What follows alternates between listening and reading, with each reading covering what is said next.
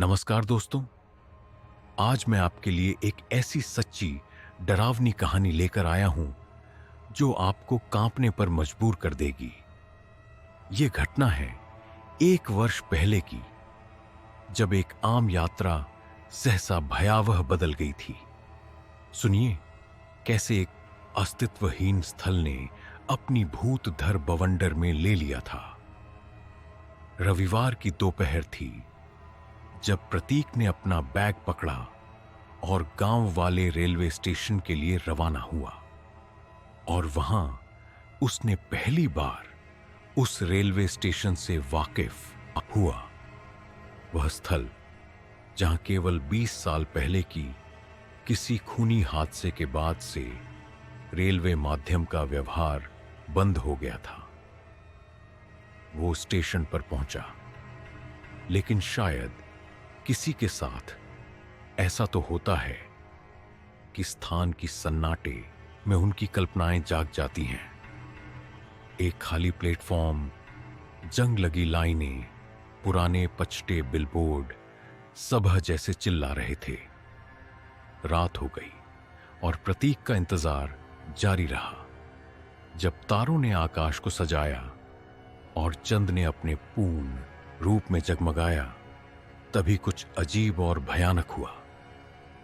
स्थान की सन्नाटा टूटी और प्राचीन रेल की सीटी गूंजी।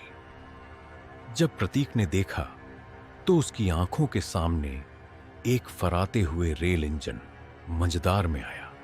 लेकिन उसकी ऐसी कहां, वो रेल मार्ग सुनसान था और रेल इंजन ना तो पहले था ना बाद में।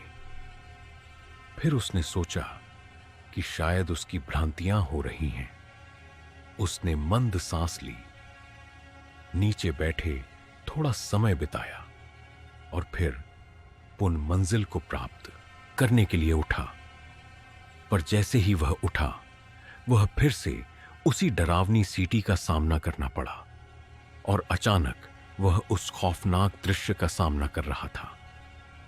वो फराते हुए रेल इंजन पुनः उसके सामने आ गया, पर इस बार वह नहीं रोका, बल्कि उसने उस आत्मीय रेल इंजन को करीब से देखने का फैसला किया।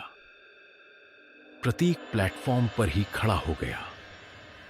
सामने पड़ने वाले रेल इंजन की सीटी गूंज उठी और वह फराते हुए स्टेशन के पास आया और उसके बगल से गुजर गया। इंजन में ना तो ड्राइवर था और ना ही किसी कोच में यात्री। बस एक सुनसान खाली ट्रेन प्लेटफॉर्म पर जोर से गूंजाती हुई पहुंची और फिर धीरे धीरे अदृश्य हो गई।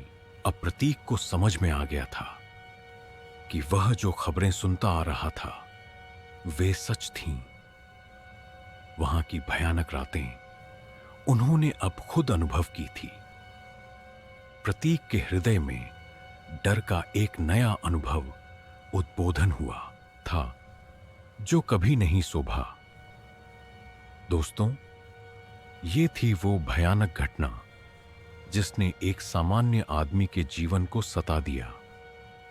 कौन जानता है आपका अगला सफर भूतिया स्टेशन के अंदर ना हो जाए।